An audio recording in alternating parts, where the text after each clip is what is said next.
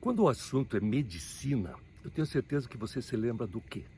De um médico que te examina, que diagnostica, que te trata, que te dá um remédio, uma injeção, quem sabe uma cirurgia, né? E isso está certo. Certo, porém incompleto, porque esse tipo de medicina, de um médico diagnosticando e dando remédio, é apenas um dos 3 tipos de medicina. Um dos 3. E eu posso garantir o seguinte: se você usar para você os 3 tipos de medicina, você vai viver mais e principalmente vai viver muito melhor. Quer saber quais são os 3 tipos de medicina? Então, fique atento, porque lá vem conhecimento. Em Ponto, por Eugênio Mussac. Talvez você já tenha ouvido falar de uma pessoa que não estava se sentindo bem e que foi ao médico. E o médico examinou, fez todos os exames laboratoriais, pediu exames de imagem e chegou à conclusão que esse paciente não tinha nada. Chamou o paciente e disse: olha, todos os teus exames deram normais, você não tem nada. Qual é o sentimento, qual é a reação dessa pessoa? É a reação de decepção. Porque ele queria que o médico encontrasse alguma coisa, afinal de contas, ele não está se sentindo bem. Bom, qual dos dois tem razão? O médico ou o paciente? Os dois. Só que o que acontece é que eles estão falando línguas diferentes. Enquanto o médico está dizendo que ele não tem uma doença, ele está dizendo que não tem saúde.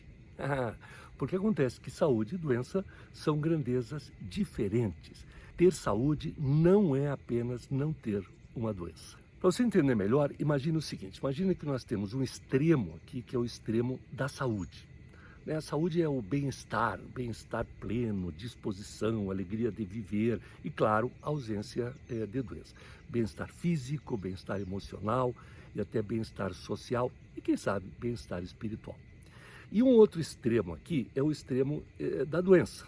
Eu acho que todo mundo já ficou doente alguma vez na vida, né? Já pegou uma gripe, já teve algum problema qualquer de saúde. Pode ser um problema simples, leve, rápido, ou um problema mais sério, que leva mais tempo para ser tratado, mas todo mundo já ficou doente alguma vez na vida. Ok, só que essas duas grandezas, saúde e doença, são dois extremos, o que significa que existe um intervalo entre os dois.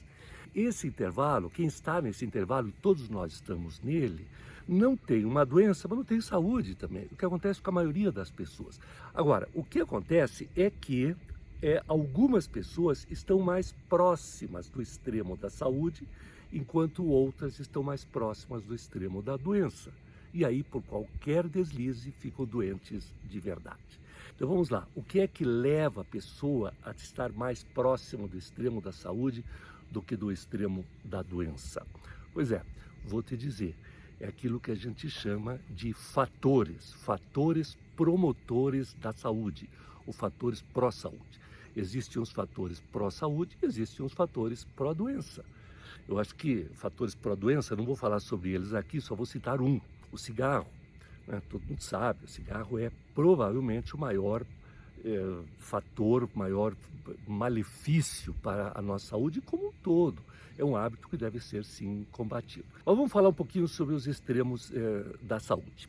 Bom, em primeiro lugar, eu quero dizer a você que eu estou aqui participando nesse lugar maravilhoso que você está vendo aqui na Serra da Mantiqueira, em Campos do Jordão, em um hotel chamado Hotel Toriba, que é um hotel espetacular, um hotel antigo, de 1943, mas que está perfeito, porque eles descobriram 2 palavras mágicas. A primeira é a manutenção e a segunda é a palavra aprimoramento.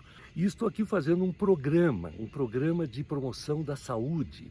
É um programa chamado Mente e Corpo. Olha que bonitinho esse programa, né? Mente e Corpo, a conexão entre a mente e o corpo, que é coordenada por 2 médicos geniais de São Paulo, o Luiz Sela e a Daniela Cano, né, que participam do Instituto Assami de São Paulo, e eles praticam esse tipo de medicina que eu acredito que se chama medicina da saúde ou de medicina do estilo de vida, que é provavelmente o ramo da medicina que mais tem crescido no mundo inteiro. Hoje há congressos, há revistas especializadas sobre isso. Por quê? Porque se percebeu o seguinte, que a nossa saúde depende de 2 fatores. Primeiro, da nossa genética e segundo, do nosso estilo de vida. Só que excetuando os casos extremos de pessoas que têm, por exemplo, más formações genéticas congênitas, a maioria de nós, a genética influi em apenas 20% da nossa saúde. Os outros 80% dependem da maneira como nós vivemos.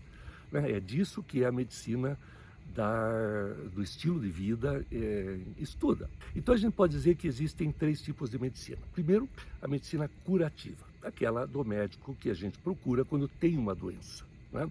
A doença já está instalada. Existe, em segundo lugar, a medicina preventiva, que é evidente que age antes da doença estar instalada. Só que a medicina preventiva clássica, que é a medicina da prevenção precoce das doenças, especialmente do câncer, por isso existe, por exemplo, o Novembro Azul, né, o Outubro Rosa, o Dezembro Laranja, que querem prevenir câncer, câncer de próstata, de mama, de pele e outros tipos de câncer. Também podemos falar da vacina.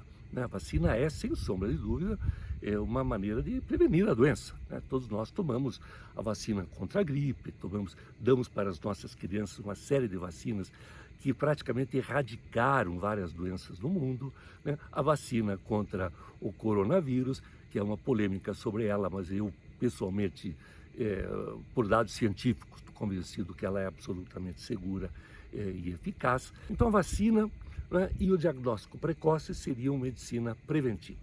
Agora, qual é a diferença e a semelhança da medicina preventiva com a medicina curativa? A diferença é o tempo. A medicina preventiva age antes da doença e a medicina curativa age depois. E qual é a semelhança? O foco. Ambas estão olhando para a doença, né? Prevenção de moléstia cardiocoronariana, prevenção de câncer de mama. Então, continuamos falando sobre a doença. Já o terceiro tipo de medicina, que é chamada medicina da saúde, ela é semelhante à medicina preventiva no tempo, porque age antes da doença, mas é diferente no foco, porque não foca a doença, foca a saúde, a promoção, o desenvolvimento da saúde. A primeira vez que eu fiz um programa como este, que dura uma semana e que está terminando hoje, foi em 1991, já há bastante tempo. Isso talvez fale, né, responda a perguntas que me fazem, como é que você consegue ter tanta saúde e como é que você não demonstra a idade que tem. Bom, lá em 1991, nos Estados Unidos, naquela época eu praticava medicina, fui participar de um programa semelhante a esse em Dallas com o Dr. Cooper. Dr. Cooper, Dr. Kenneth Cooper. Quando você fala que vai fazer Cooper, você está falando de um homem, de uma pessoa que criou esse método, que na verdade é um teste, né? Um teste de 12 minutos, e que incentiva as pessoas a caminharem depressa ou a correrem devagar, insistindo que isso faz bem para a saúde. Vou até tomar um gole d'água aqui, porque isso também faz bem para a saúde. Aliás, isso aqui é a garrafinha de água que eu ganhei aqui do Corpo e Mente. Mas, naquela época, o Dr. Cooper estava promovendo uma pesquisa exatamente sobre isso. O que leva alguém a ter mais saúde do que outro, né? Uma pesquisa extensiva feita nos Estados Unidos inteiro, principalmente com pessoas mais velhas, e chegou-se à conclusão que havia 7 fatores que, incorporados pela pessoa, promoveriam a sua saúde. Fatores que nós devemos levar pela vida. Eu não vou me aprofundar em cada um deles aqui. Esse episódio é só para chamar a atenção para essa nova área chamada medicina da saúde. Só vou citar. Tá? E os 7 fatores são os seguintes. Primeiro, exercício físico. Provavelmente o sedentarismo é tão maléfico para o organismo quanto o cigarro, que eu me referi agora há pouco. Exercício físico regular, né? Com intensidade adequada para a pessoa, progressivo, né? De uma forma agradável. Cada um encontra o seu jeito de praticar exercício físico. Segundo, obviamente, alimentação.